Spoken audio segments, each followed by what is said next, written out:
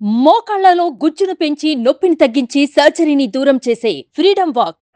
అమరావతిని రాజధానిగా పెట్టుకుని మన దేశంలోనే కాకుండా ప్రపంచంలో కొన్ని ప్రాంతాలను పరిపాలించాడు.